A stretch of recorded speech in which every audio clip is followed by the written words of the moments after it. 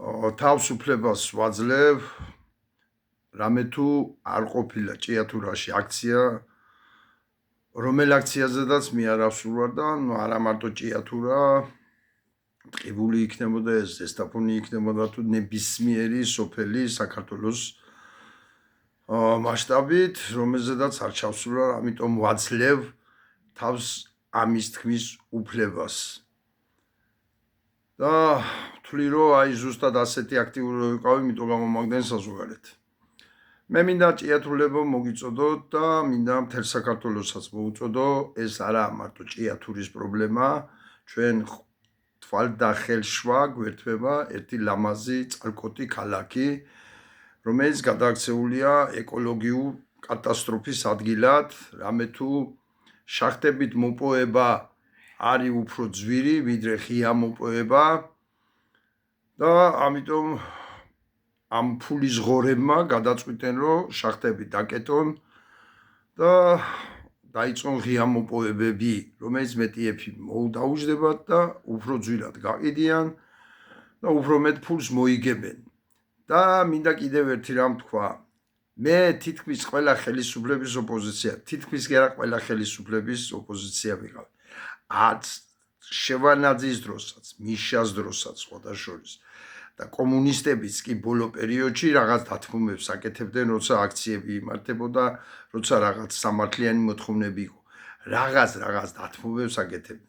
ესაა ხელისუფლება, რომელისთვის რომ ოდნავი დათმობაც ეს ნიშნავს ჯაჭვურ რეაქციას და გამოიწვევს მათ ჩამოქცევას. ამიტომ არაფრის დამთმობი ეს ხელისუფლება არ არის, სანამ მართლა არ მიიღებს უკანარში პანჩურს. და მინდა მოგიწოდოთ ჭიათურლებო, რომ აუცილებლად ეს აქციები, რომელსაც მართავთ და რომელიც არ უნდა დანებდეთ და არ უნდა გაწიროთ ის 4 ახალგაზრდა, არ უნდა გაწიროთ ის თანამშრომლები, რომლებიც უკვე უმუშევრად დარჩენ და პერსპექტივა არ გააჩნიათ, არ უნდა გაწიროთ თქვენი შვილის მომავლები და აქცია უნდა გადაზარდოთ პოლიტიკურ მოთხოვნაში, რა თქმა უნდა, ხა მოთხოვნა არ დიტყვით, რომ რიგარეში არჩევნები, მაგრამ გადადგეს მთავრობა ამ მოთხოვნას, სანამ არ შემოიტანთ, სანამ არ დაანახებთ თქვენ ძალას, მანამდე იცოდეთ არაფერსაც არ დაგითხოვთ ხელისუფლება და ვარეს რეპრესიებს გააკეთებს. ამიტომ კიდევ ერთხელ ვამბობ და მოგიწოდებთ. თქვენი კატასტროფა არის ყველა საქართველოს კატასტროფა. თქვენი კატასტროფა და ახლა დამარცხება ნიშნავს დამარცხებას ზესტაფონლებს რომ მოუნდეთ გაფიცვა და რამე აქციის დაწყება. ან ნებისმიერ ადგილას, ნებისმიერ თემაზე აქციის დაწყება ეს უკვე არის დამარცხების ნიშანი.